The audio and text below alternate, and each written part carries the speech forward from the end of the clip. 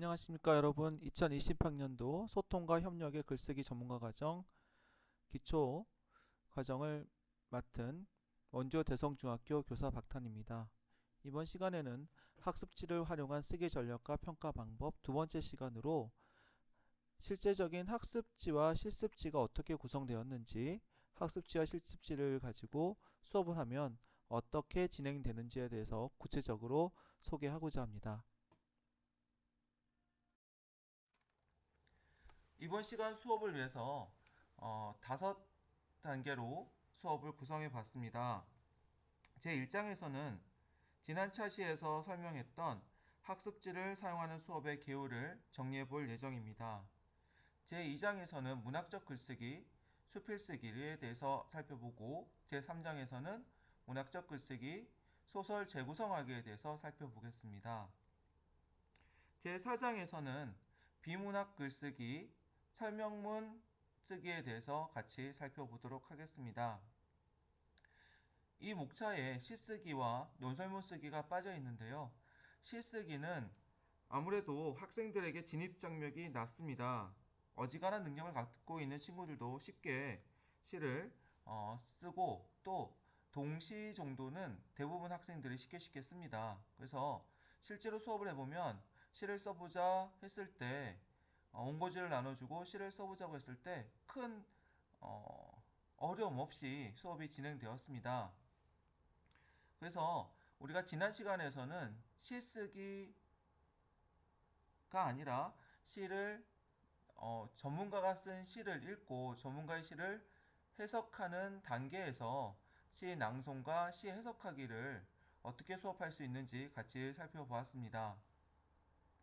제4장에서는 설명문 쓰기를 같이 공부해 봤는데요.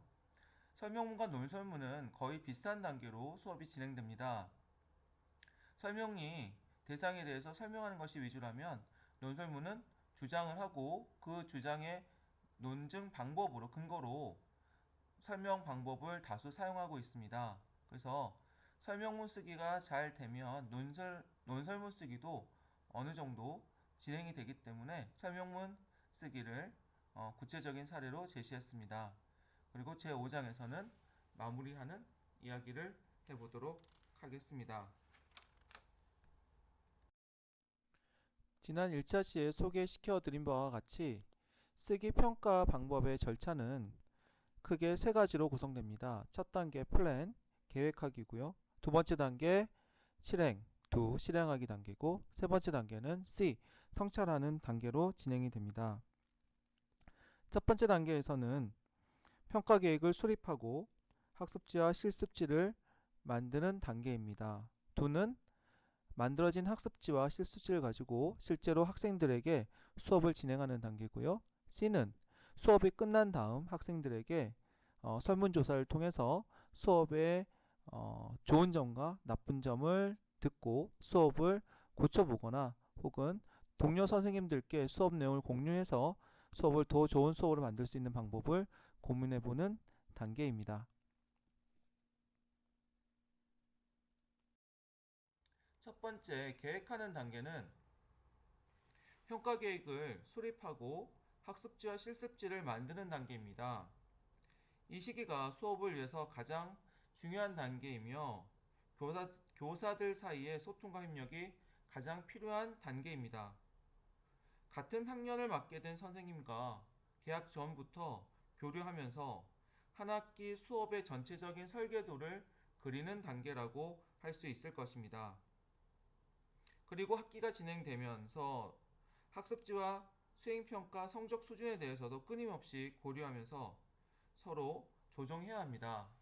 그래서 학기가 시작되기 전 교과협의를 통한 평가계획 수립하는 단계, 학기가 시작되면 지필 수행평가 계획서를 작성하면서 학습 목표를 구체화하는 단계, 그리고 학기가 시작되면 첫 시간 오리엔테이션 시간에 학생들에게 한 학기 수업의 로드맵을 공지하면서 어떤 글쓰기 수행평가들이 진행되는지를 공지하게 됩니다. 그리고 학습지와 실습지가 단원이 시작하기 전에 제작되게 됩니다. 이렇게 제작한 학습지와 실습지를 가지고 실제 수업을 하게 되는데, 교재는 우리가 알고 있는 교과서입니다. 그리고 부교재가 학습지와 실습지가 됩니다. 모든 글쓰기의 과정은 수행평가로서 교과 단원 학습 속에 포함되어 있으며 그 단원의 학습 목표와 연계되어 있습니다. 단원 학습에 들어가는 첫 시간에 단원 학습이 끝나면 글쓰기 수행평가가 있다는 사실이 공지가 됩니다.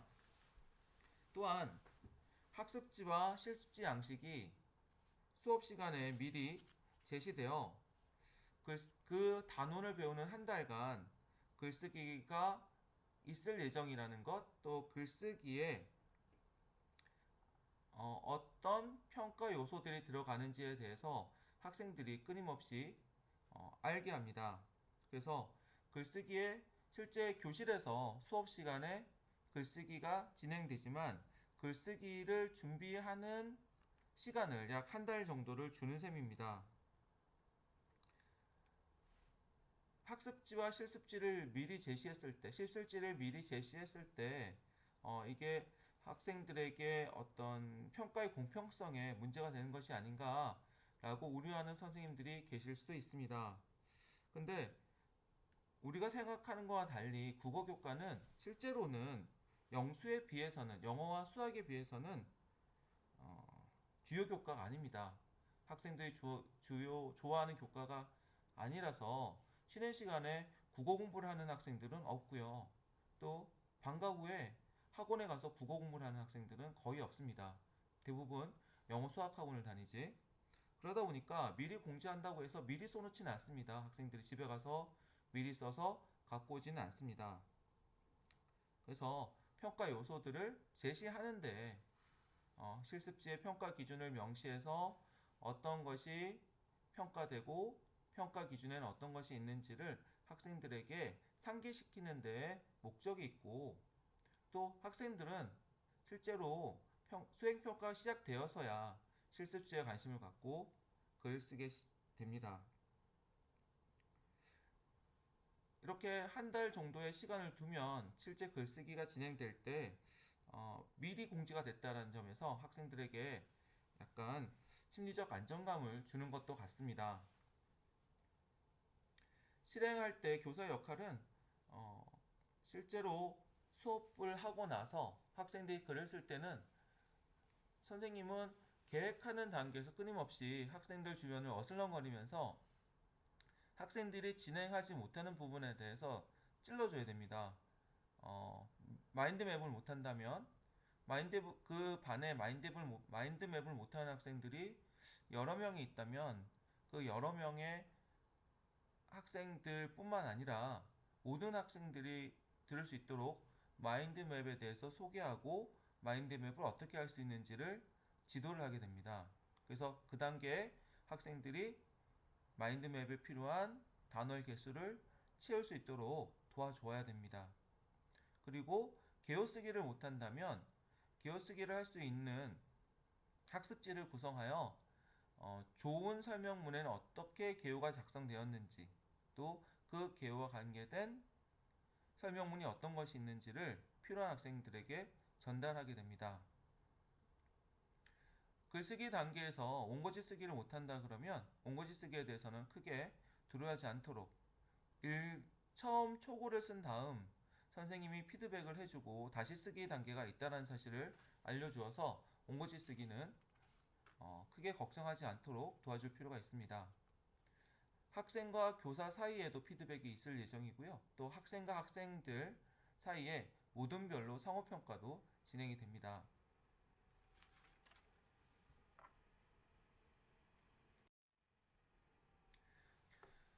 그래서 우리 학교에서는 부교재의 구성과 내용이 학습지는 교과 내용을 정리하고 확인하는 것을 학습지라고 하고, 글쓰기를 계획하는 계획서인 실습지가 있고요. 실제로 글쓰기를 계획한 것을 실시하는 천자원고지가 있습니다. 천자원고지를 사용하는 이유는 천자원고지를 사용하면 평가할 때 상당히 편합니다. 실제로 학생들의 글을 워드 파일로도 받아보고 200자 원고지로도 받아보고 400자 원고지 등으로도 받아봤습니다. 근데 학생들의 글을 가장 읽고 채점하기 쉬운, 또 피드백하기 쉬운 양식이 천자원고지 양식이었습니다. 제 경험상이요. 그래서 우리 학교에서는 천자원고지를 쌓아놓고 수업 때마다 학생들이 쓸 수 있도록 합니다. 즉, 교내 글짓기 대회가 있으면 천자원고지가 나가고요. 교내 토론대회가 있어도 천자원고지가 나가고, 교내 과학의 날 글짓기가 있어도 천자원고지가 나갑니다. 그래서 천자원고지 양식이 학생들에게 대단히 익숙해지도록 끊임없이 활용을 해서 천자원고지 정도는 3학년이 되었을 때 채우는 건 어렵지 않아가 되도록 합니다. 그리고 천자는 실제로 5문단을 쓸 수 있는 양식으로 처음, 중간, 끝에 구성 요소로 글을 쓰기도 상당히 편합니다. 25글자 해서 40줄 해서 천자거든요. 그래서 25자짜리 글자 8칸이면 8줄이면 한 문단이 구성되어야 되고, 그 한 문단을 넘어가면 문단을 구성해서 내용을 나눌 수 있도록 지도하고, 만약 8줄이 안 된다면 내용을 좀 더 보충해서 한 문단을 좀 더 채울 수 있도록 이야기를 해줍니다. 그래서 학생들은 대부분 천자를 채우고 천자 뒷장에다가 좀 더 글을 쓰는 친구들도 있습니다. 천자 원고지를 쓰면 A4 용지 3분의 2 가량이 되고요. 책을 만들었을 때 B4 용지로 만든 책의 한 페이지 정도 분량이 됩니다. 그래서 천자 원고지를 학교에서 많이 활용하는 편입니다. 글쓰기 계획에서는 정량평가라서 평가 요소들을 다 쓰면 점수가 다 부여가 됩니다. 대부분 기본 점수를 다 받는 게 계획서고, 원고지는 정성평가인데 정성평가지만 대부분 글을 써서 내면, 천자를 채우면 기본적인 점수를 받는 방식입니다. 그래서 수행평가로 학생들의 점수 차이가 크지는 않게 만들어줍니다. 그러면 학생들의 점수 차이는 어디서 나느냐? 형성평가에서 주로 나게 됩니다. 그래서 학생들에게는 수행평가의 성적에 크게 영향을 주지 않으면서 재미있게 실수할 수 있고, 학생들이 실시한 학습 활동을 생활기록부에는 쉽게 기록할 수 있는 것, 그게 바로 글쓰기인 것 같습니다. 성찰. 세 번째 단계는 성찰 단계입니다. 글쓰기에 대한 성과는 학생들 상호평가 과정을 통해서도 환류되고, 간혹 교실 밖 복도에 붙여서 학생들의 원고지를 붙여서 전시하기도 했습니다. 그런데 교실 밖에 붙어있는 친구들의 천자 원고지를 꼼꼼하게 서서 읽는 학생들은 거의 없었습니다. 그래서 어떻게 하면 좋은 글들을 학생들과 공유할 수 있을까라는 고민을 하게 되었고, 연말에 수행평가가 모두 끝나고 취학학기가 시작되는 12월부터 학생들의 글을 모아서 반별로 책을 만들고, 그 책을 인쇄해서 다음 학년 학기 시작할 때 반별로 한두 권 정도 비치할 수 있도록 책을 만들면 좋겠다라는 생각을 했습니다.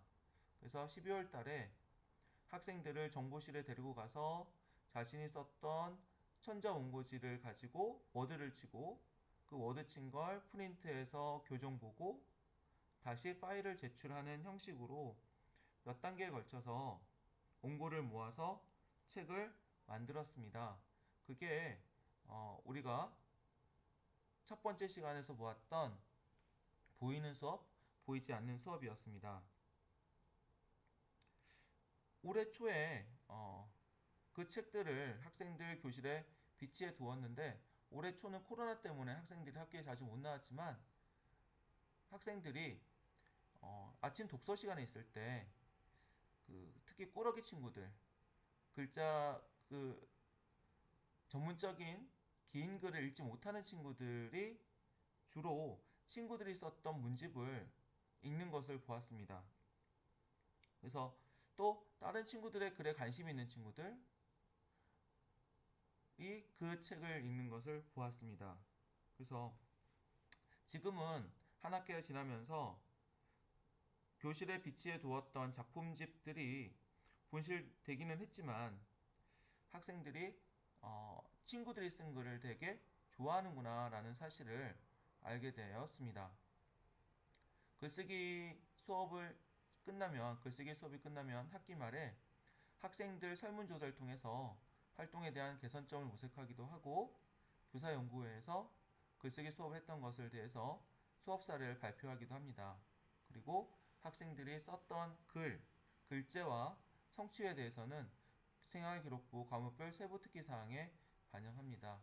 이렇게 해서 제가 했던 글쓰기 수업은 성찰하고 다음 회를 준비하게 됩니다. 그럼 학기별로 어떤 글쓰기가 있었는지를 전반적으로 살펴보도록 하겠습니다. 문학적 글쓰기는 2018년도부터 2020년도까지 이런 활동들을 했습니다. 2018년 1학기에는 학생들 시쓰기, 수필쓰기를 실시했었고 2018년 2학기에는 연극 대본 쓰기를 했습니다. 2018년도는 제가 가르치는 학생들이 1학년으로 입학한 시기라서 자유학기제를 실시했습니다. 그래서 2018년도 1학기에는 자유학기제 수업과 함께 시쓰기, 수필쓰기, 연극 대본 쓰기를 했고요. 2학기 때는 연극 대본을 쓴 다음 그걸 가지고 자신들이 실제로 교실에서 연극을 해보는 수업을 했습니다. 연극 대본 쓰기는 자신들이 수업 시간에 혹은 자신들이 실생활에서 겪는 갈등 사항을 대상으로 연극 대본을 쓰게 했었고요.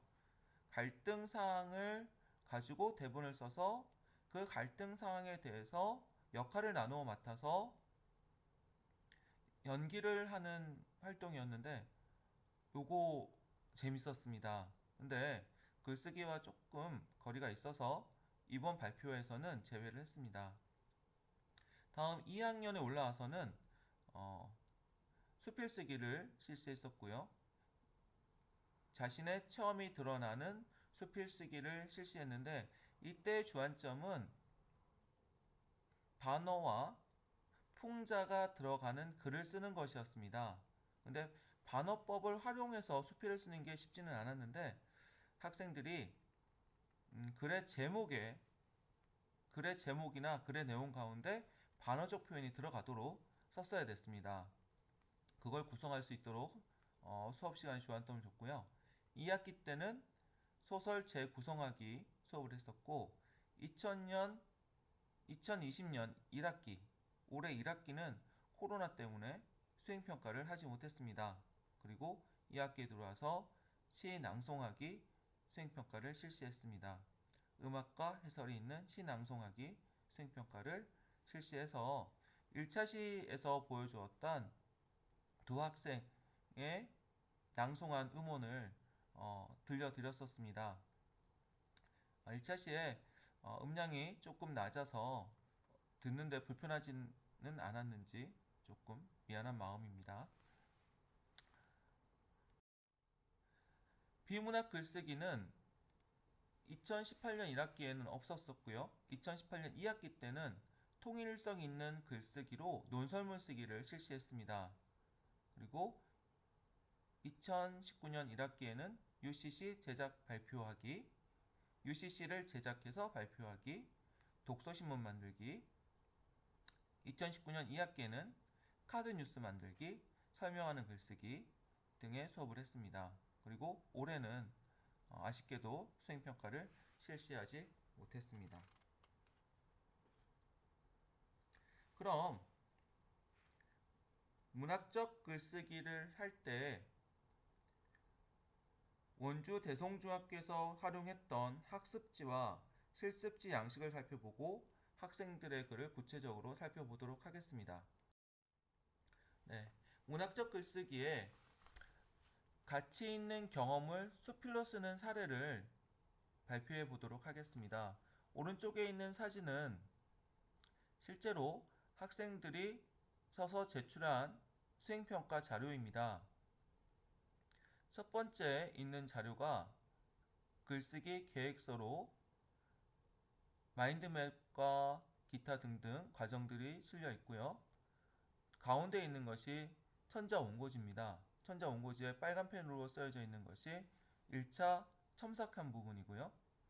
다음 1차 첨삭을 하고 이 자료를 다시 2차 원고로 제시해도 됐고 혹은 다른 양식의 글로 제시해도 됐습니다. 그래서 가운데 원고지 밑에 있는 것이 그 초고를 시나 만화나 다른 양식으로 변화시켜보는 활동했었고요.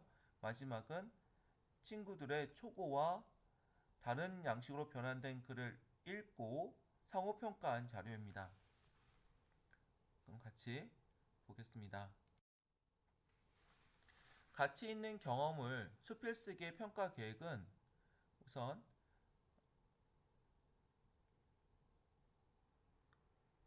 국 5-09 자신의 가치 있는 경험을 개성적인 발상과 표현으로 형상화한다라는 성취 목표를 가지고 있는 것입니다. 여기서는 다양한 문학적 표현 방법 중 운율, 반어, 역설, 풍자의 원리와 그 효과에 관한 이해를 바탕으로 하여 학습자 스스로 자신의 개성을 살려 문학 창작 활동을 더욱 풍요롭게 하는 데 중점을 둔다라고 평가 방법을 제시했습니다. 성취 기준에 적합한 형성평가 문항을 개발해서 1회 이상 1회당 10점, 만점 20점의 형성평가 문제를 통해 이것도 평가에 반영했습니다. 우선 표현 방법으로는 운율, 반어, 역설, 풍자의 요소를 활용하여 글을 써야 되고 가치 있는 경험을 발견해야 되고요. 근데 가치 있는 경험에 게임하는 이야기는 빼라고 했습니다.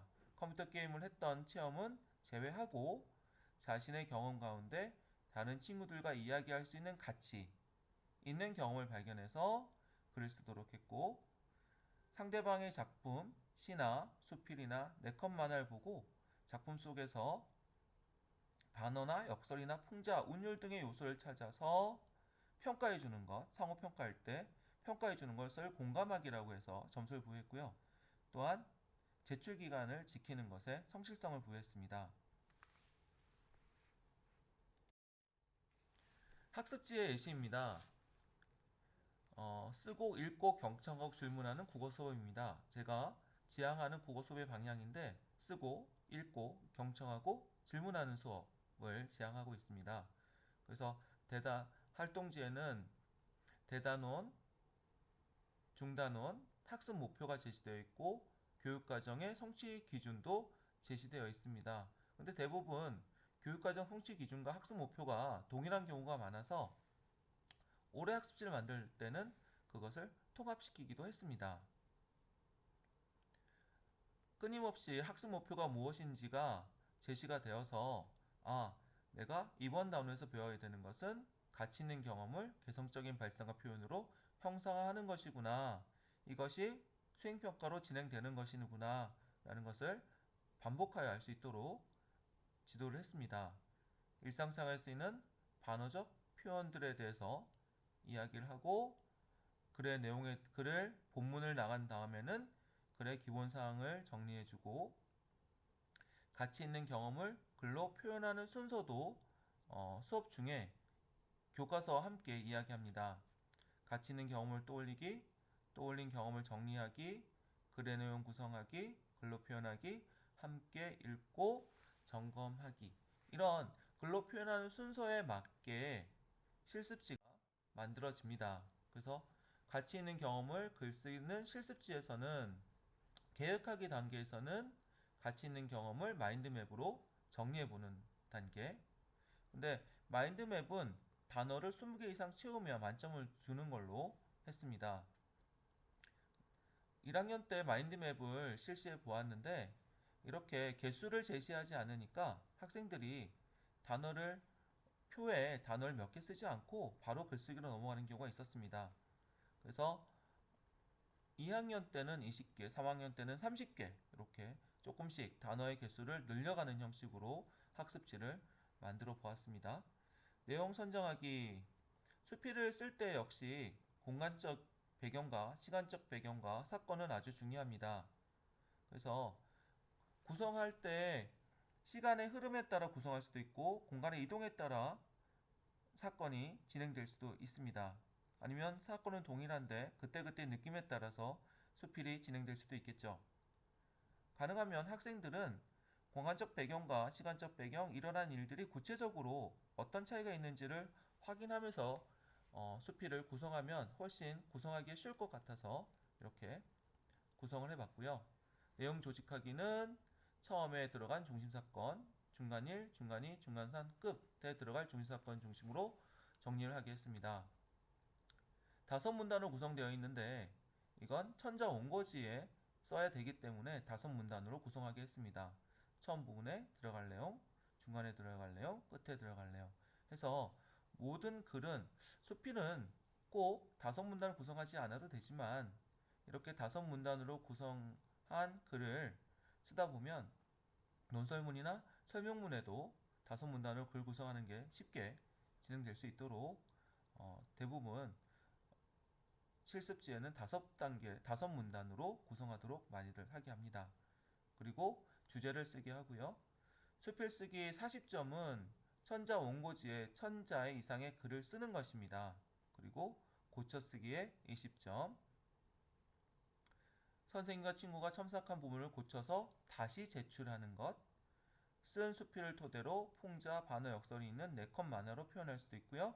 쓴 수필을 토대로 사연 20행 이상의 운율이 느껴지는 시로 표현할 수도 있습니다. 그래서 다양한 양식으로 표현하는 것도 역시 학습 목표에 있어서 1교를 선생님 첨삭해 친구와 선생님들이 첨삭해 준 내용을 다시 고쳐 써도 되고 그걸 이미 1교에서 글을 너무 빨리 잘 쓴 친구들은 그걸 다른 표현 양식으로 변화시켜 보는 것도 했고요. 친구들이 글을 읽고 평가해 주는 것도 미리 상호평가지도 이런 것들이 나갈 것이다 라고 미리 제시해 주었습니다. 그래서 계획하기, 내용 선정하기, 내용 조직하기, 표현하기, 고쳐쓰기, 평가하기에 어떻게 점수가 지어지는지 평가 기준도 제시되어 있습니다. 상호평가지는 앞에서 보았던 것처럼 가치 있는 경험을 소재로 쓴 시인지, 글인지, 만화인지, 또 글 속에는 어떤 요소가 나타나 있는지, 좋았던 점은 어떤 점인지를 구체화하여 쓰게 했고요. 그 내용이 실제로 가치 있었는지 없었는지 등을 각자 평가하게 하였습니다. 그래서 평가는 모둠을 4명으로 짜서 그 모둠에 있는 3명의 글을 각자 돌려가며 읽고 평가하게 해주었습니다. 실습지 계획서를 보시면 학생들이 신입생 체육대회라는 주제로 글을 쓴다고 했을 때 마인드맵을 20개 이상 채우면 만점이 주어지고요. 내용 선정하기는 공간적 배경과 시간적 배경과 이러한 사건이 구체화되고 있고요. 내용 조직하기는 처음, 중간, 끝 구체화되었습니다. 이렇게 하면 점수는 만점을 부여가 됩니다. 이 학생은 1차 원고에서 글을 깨끗하게 잘 써서 9시 뜨고 바로 1차 원고는 합격점을 받았습니다. 그리고 이 내용을 다시 고쳐 쓰진 않고 다른 만화 형식으로 다시 고쳐 썼습니다. 특히 이 학생이 잘 썼던 부분은 제목을 너무 역설적인 표현의 제목을 너무 잘 써서 역설적인 표현의 제목과 그 제목과 연관되는 내용이 너무 잘 연결되어 있어서 만점을 받은 학생입니다.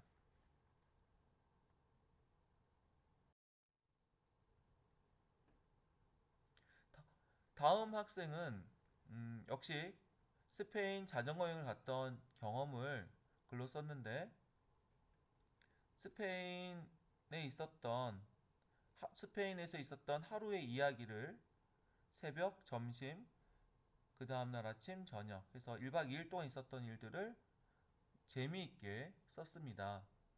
스페인에서 있었던 일, 맛있었던 음식, 불편했던 점 등을 하나하나 표현을 해줘서 이 친구 역시 글을 잘 써서 제출했고요.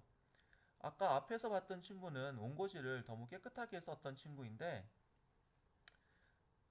실제로 학생들이 원고지를 쓸 때는 이렇게 첨삭이 많이 됩니다.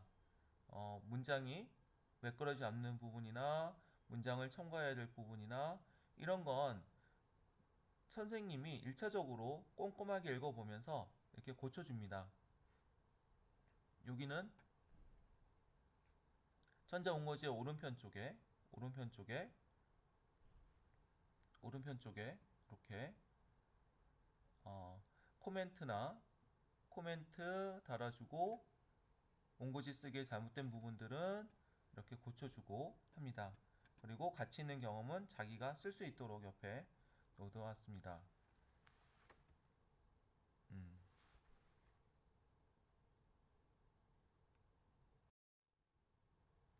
그리고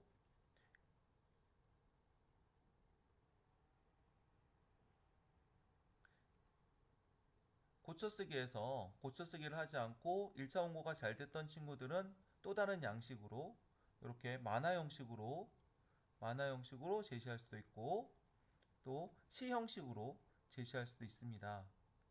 그래서 여기 보면 2차 원고가 돼 있죠. 2차 원고는 시 형식으로도 제시할 수 있습니다. 이 만화는 거의 이 친구는 프로라고 해도 어, 부족함이 없는 수행평가를 냈습니다. 대부분의 학생들은 자신의 수필을 이와 같은 시로 표현한 친구들이 많았고 만화로 표현하는데 이 학생은 대단히 잘 만든 친구입니다. 아까 말씀드린 것처럼 글쓰기가 끝나면 친구의 글을 가지고 1차 원고와 2차 다르게 표현한 내용을 가지고 상호평가지를 만들어 봅니다.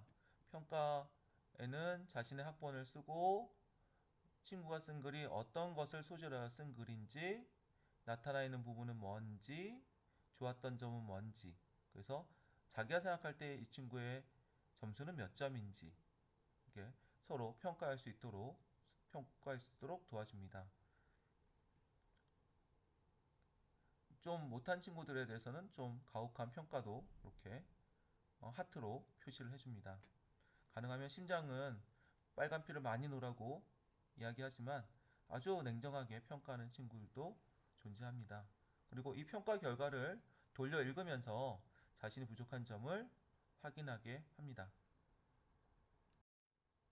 네, 이렇게 해서 가치 있는 경험 수필 쓰기는 마무리했고요. 다음은 소설 재구성하기의 사례에 대해서도 발표해 보겠습니다. 소설 재구성하기도 사진에는 가치 있는 수필에 대한 거지만 똑같이 실습지 계획하기, 원고지, 고쳐쓰기, 평가하기 이렇게 구성이 됩니다. 같이 살펴볼까요? 소설 재구성하기 평가 계획은 원작과 재구성된 작품의 내용과 표현만이 아니라 관점의 변화나 그에 따른 형식과 맥락, 매체 등의 변화 양상을 파악하고 원작의 내용과 재구성된 작품에 반영된 새로운 상상과 가치 등을 발견하여 감상함으로써 비판적, 창조적 재구성의 다양한 가능성을 이해하도록 하는 게 목적이고요.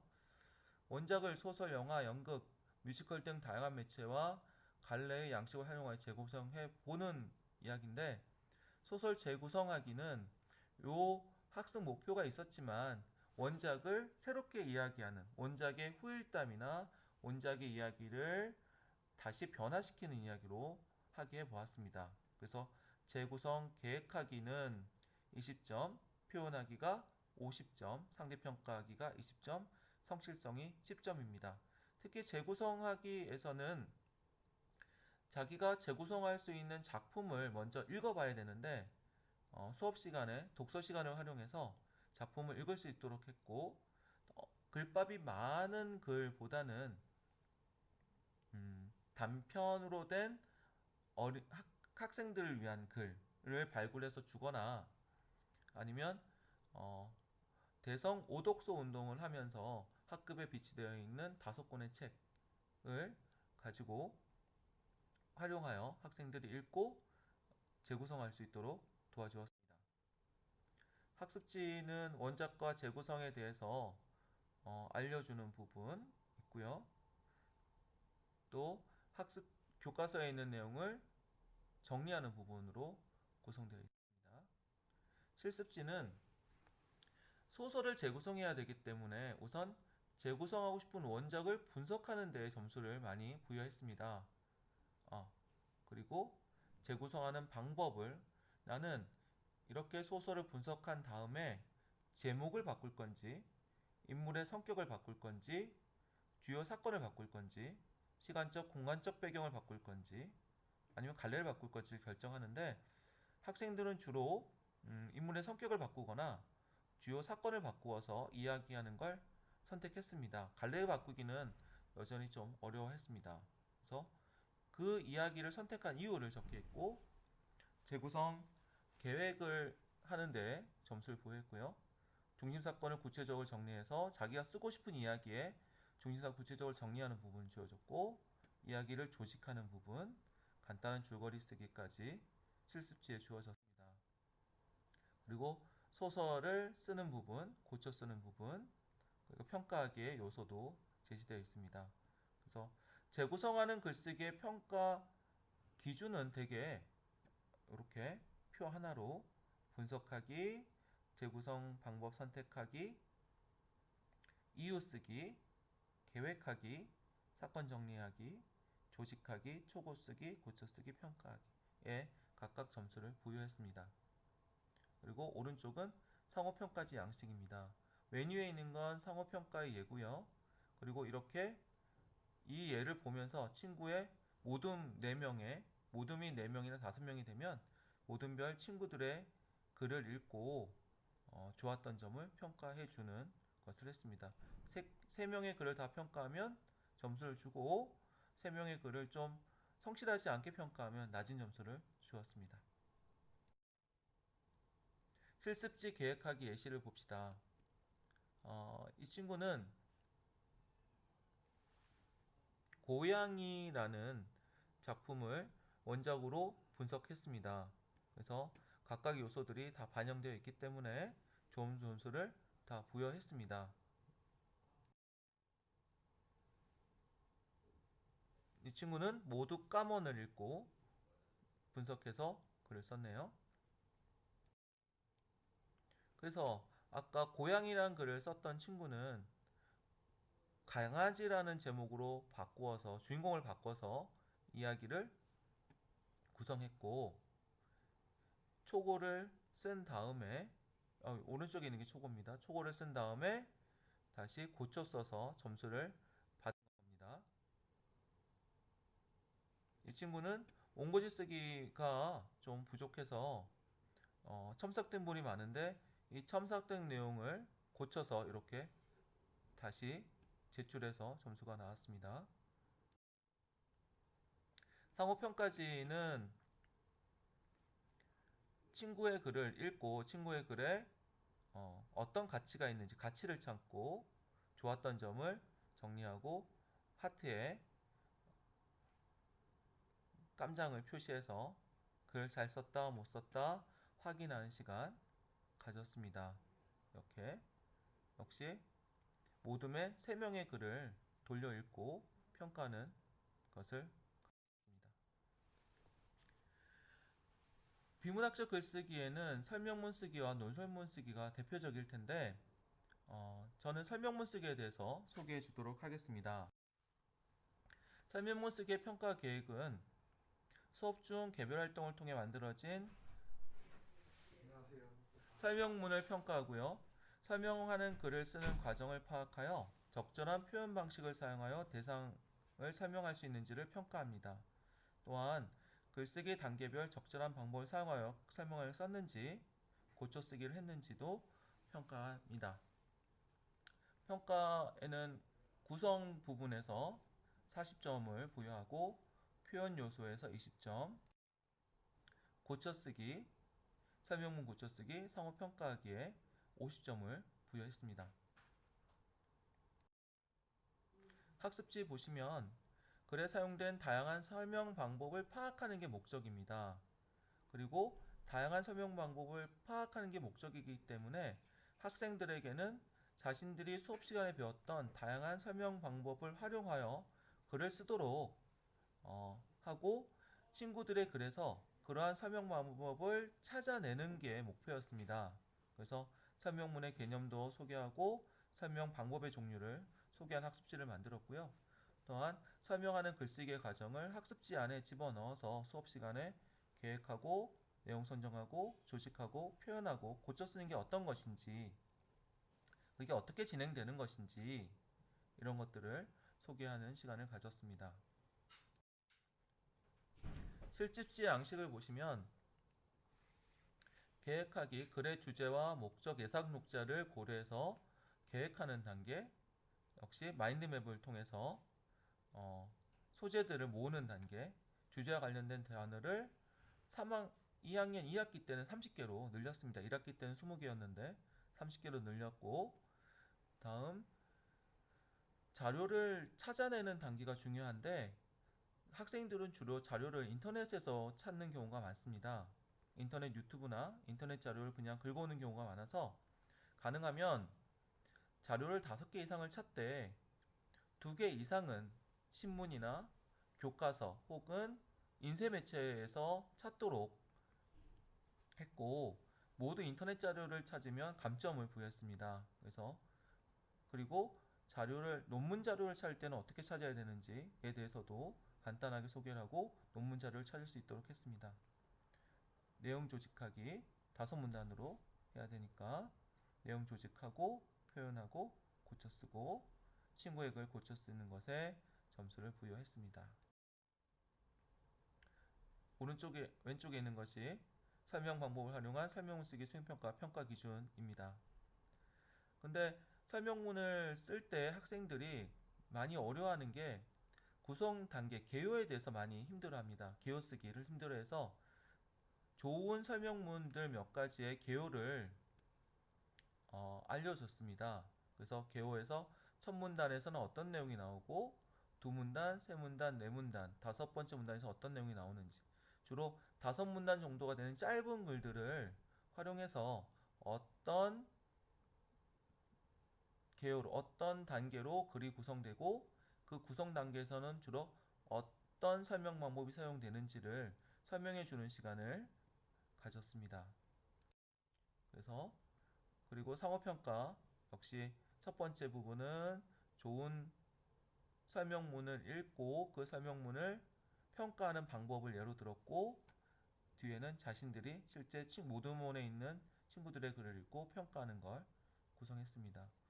또 설명문 쓸 때 많이 어려워하는 게 주제 선택입니다. 그래서 주제 선택은 다양한 부분에서 세계 부분, 한국 부분, 경제 부분, IT 부분, 과학 부분, 문화 부분을 놓고 최근에 문제가 되고 있는 다양한 주제에 대해서 미리 알려주었습니다. 그럼 여기서 한 가지를 선택해서 자기가 자료를 조사해서 설명문을 쓸 수 있도록 했습니다.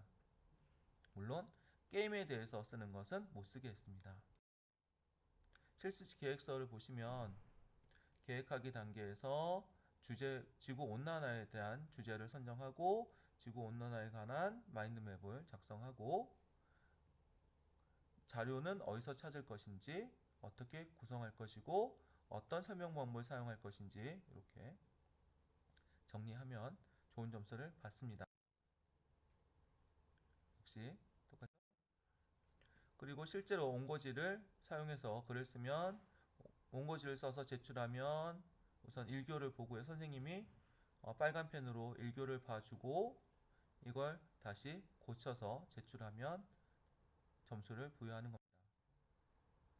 네, 여기 고쳐 써야 될 부분들 많이 있네요. 그리고 친구의 글을 평가할 때 조금 성의가 없으면 점수를 2점 정도 깎고요. 성의 있게 평가한 친구들은 좋은 점수를 부여했습니다. 설명문 쓰기에서 중요하게 설명한 부분은 주제 선정 부분입니다.